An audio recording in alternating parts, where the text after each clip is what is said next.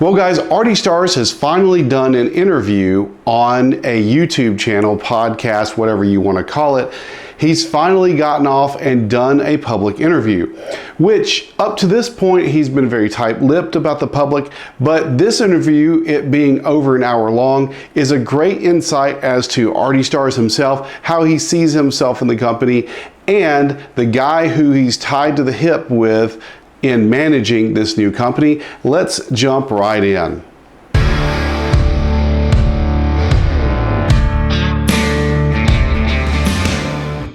Well, if you guys know where I am, I'm based out of Alabama, and down here it gets hot and humid. And it makes it really hard if you're a person who likes to ride safe. It's hard to find motorcycle gear that works in this type of environment. Enter Bond Armor.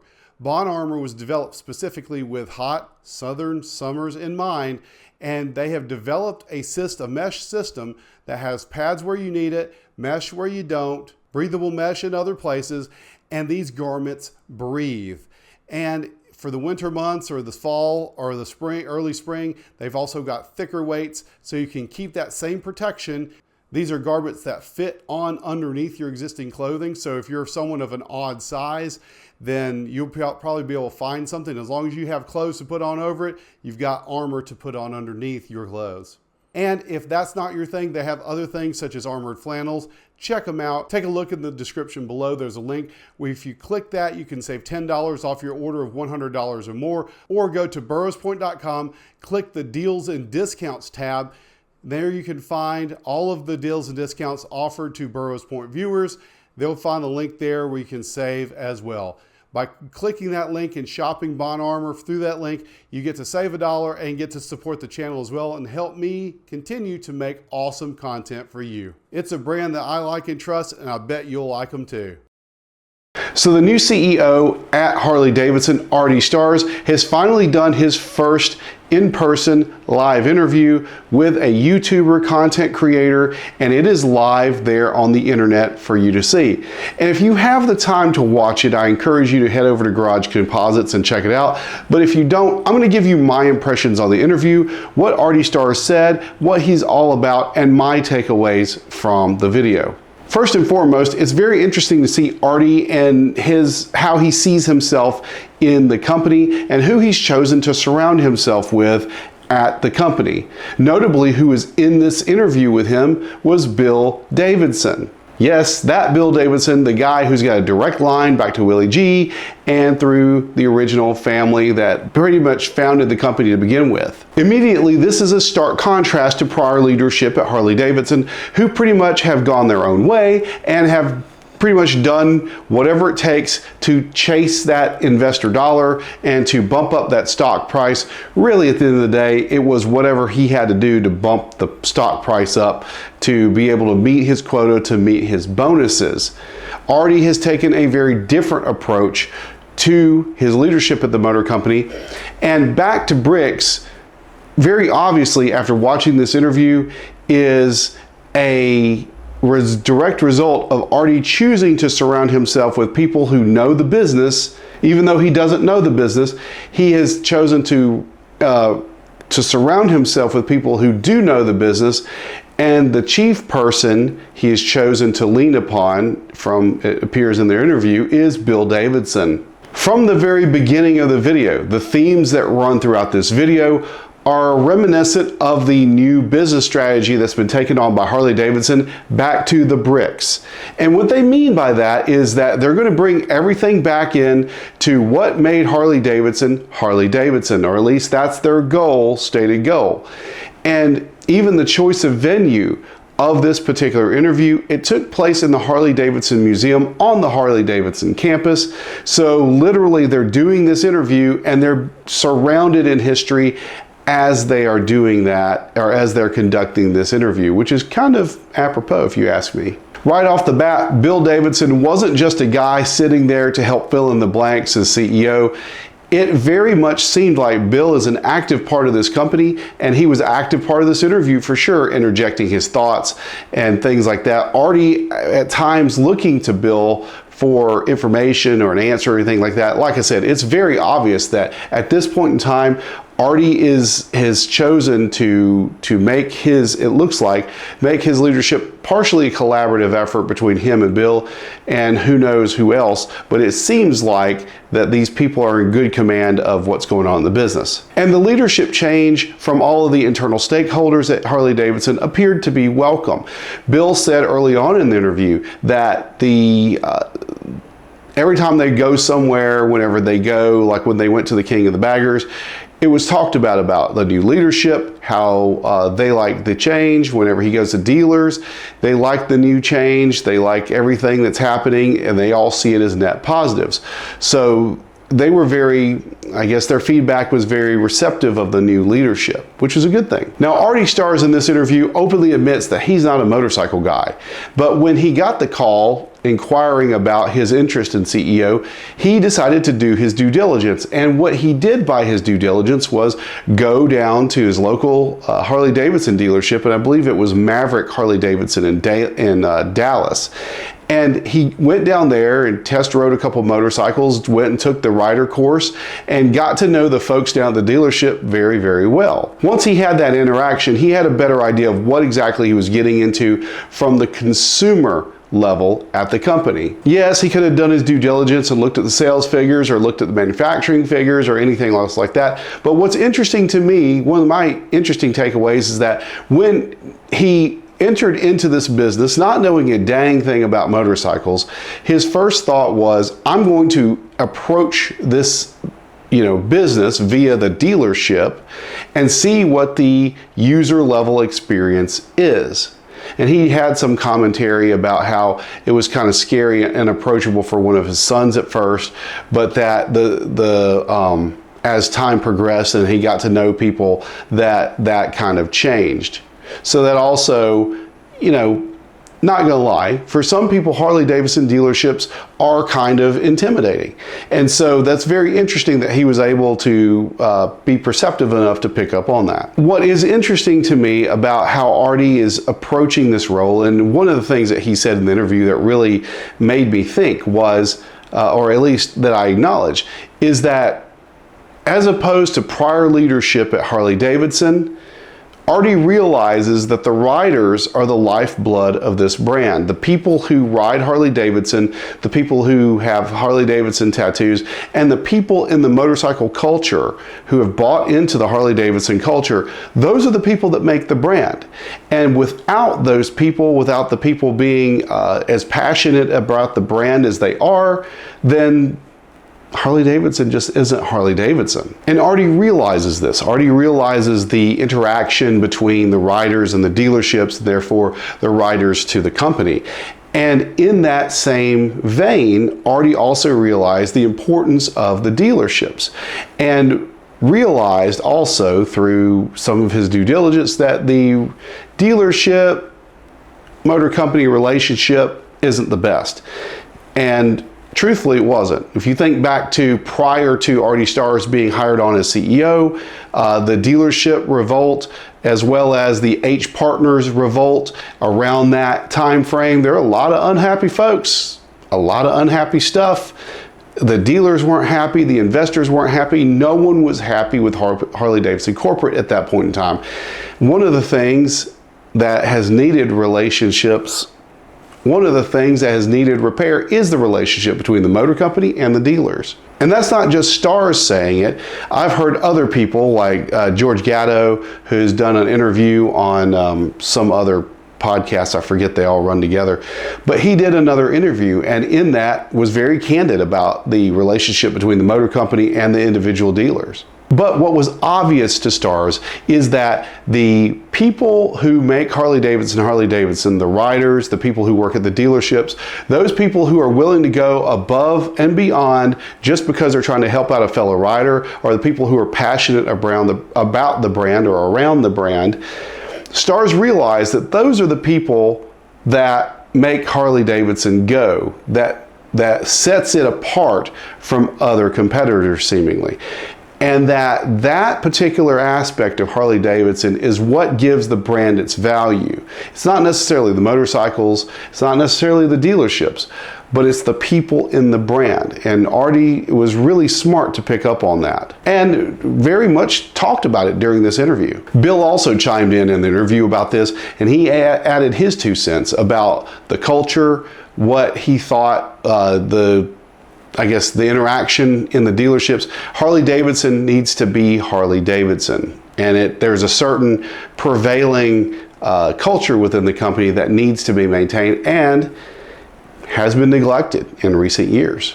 And on that note of being involved with the dealerships, Stars did a couple things. One of the things that Stars did to try to improve dealer relations is they are looking at how the motorcycles that are being produced by the motor company, how the life cycle of those work throughout the dealerships, and to try to do things in a way to make the motorcycles more profitable for the dealerships, or at least make it more of a business proposition for the dealerships as much as the motor company can, which is a smart play and definitely goes a long way to help fix the relationship between the manufacturer and the dealers, by actually working with them to move units instead of just kind of pushing units out the door onto them. Also, Stars did what hasn't been done in several years, actually for some employees never been done before. He emptied out that corporate headquarters and put everyone on the road, having key people in key positions at Harley-Davidson to go out to the dealerships, to connect with the dealers, to connect with the customers, and in order to basically network with the motor company, having the dealers know that they're not alone, having the people at the dealerships have a direct line back to headquarters, and also having the headquarters personnel, people from Harley-Davidson corporate, to be able to go out in the field and to see how their products and how their workflows as they connect with the dealerships, how they work from the dealership perspective, which if you think about it, goes a long way to resolve some problems. I mean, how many times have you gone down to a Harley-Davidson dealership and there was an issue with the part, or there was an issue finding something, or there was an issue of something, some process, some interaction with the motor company? That gave these employees an opportunity to go out and see what works and what does not work. So even though it costs the motor company a good bit of money to do that, at the end of the day, Stars saw it as important for his employees to see how things work out in the field.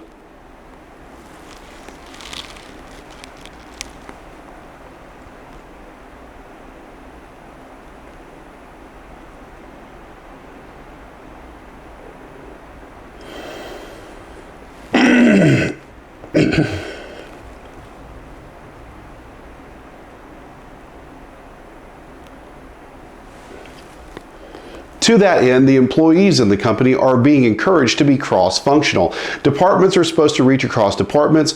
Everything's supposed to be optimized, not necessarily for profit, but for workflow, which is huge if you think about it. So all these different parts of Harley-Davidson, which may have been siloed, which may have been operating in their own separate environments, they're now being encouraged to be able to walk across the hallway or walk across the aisle and kind of work across departments to find solutions for problems. One huge thing about that is reopening the Juneau Avenue office and bringing people back to work. Stars made a big deal during this interview about having butts and seats in Milwaukee, having a lot of people come back to work, having them come back in the office, and that because remote works for some companies, he doesn't see it really working out at Harley-Davidson. And he made it very adamant that, although some companies may telework, although some people may not want to move to Milwaukee, that for him, at his time at Harley-Davidson, employees are expected to be in Milwaukee. And he also said that if you were aspiring to be in senior leadership or to go into senior leadership, those places are going to be, those jobs, those seats are going to be in Milwaukee. That if the motor company puts on an event or hosts a dealer forum or does anything, those meetings are going to be in Milwaukee. Those events are going to be in Milwaukee. that the motor company is based out of Milwaukee, and that there's no reason at all why the motor company should turn its back or turn its nose up at Milwaukee, that there's plenty of facilities there in Milwaukee for the motor company to do that. All of these small details really make it seem like Back to the Bricks isn't just some slogan. Back to the Bricks is a fundamental shift in thinking at the motor company, with Artie Starrs at the helm and being advised by people like Bill Davidson, who, by the way, Bill Davidson in this interview said he was very excited when he got the call from Artie, and when Artie laid all of this out, when Starrs laid out his vision for how Harley-Davidson was going to go forward, what the motor company needed to do, he compares it to the AMF buyback back in the 1980s, that this is a chance for Harley-Davidson to be reborn, and basically, not his words, but basically like a phoenix rise from the ashes. He made that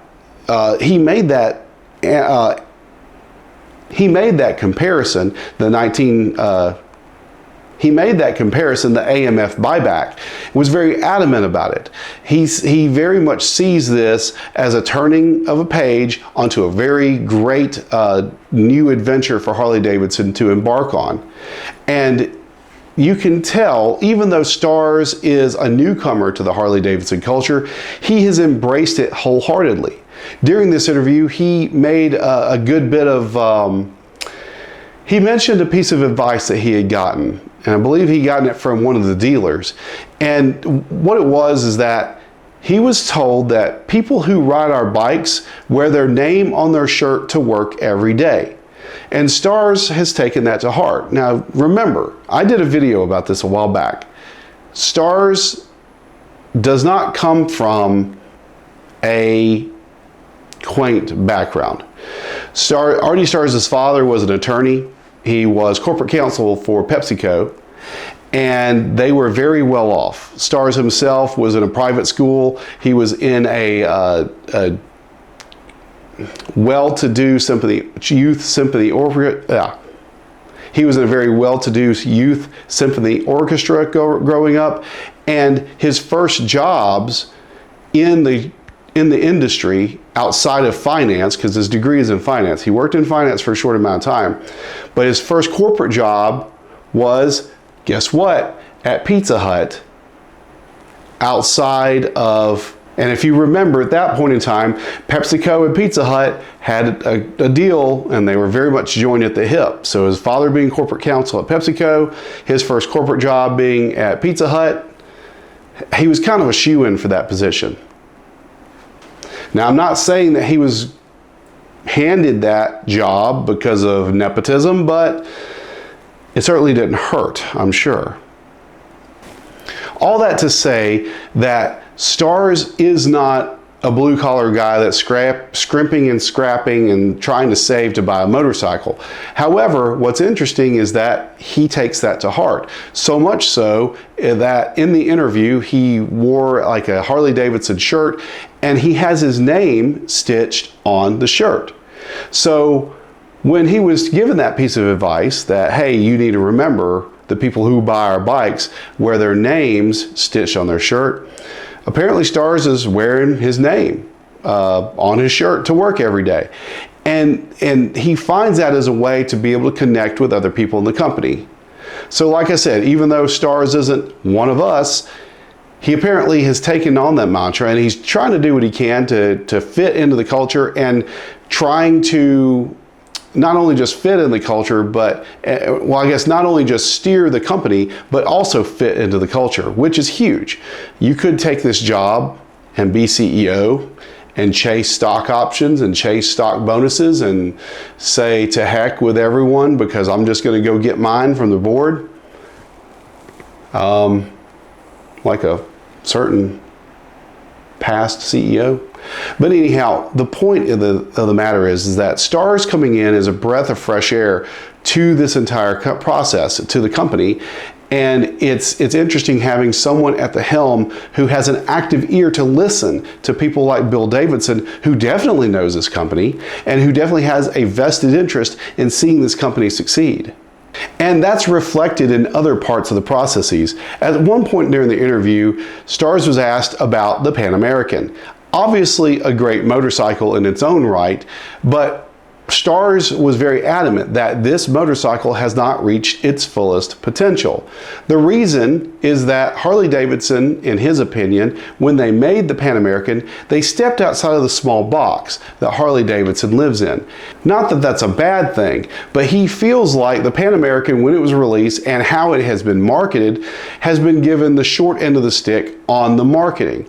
That he believes that the Pan American hasn't really taken off like it can, because it was never framed in the frame of a Harley-Davidson rider, or I guess how the culture should see this motorcycle. So one of his stated goals is to kind of redo the marketing on the Pan American to frame it in what he calls the Harley-Davidson light, and to frame it in the way of a Harley-Davidson, to be able to market it in a way that would appeal to Harley-Davidson riders.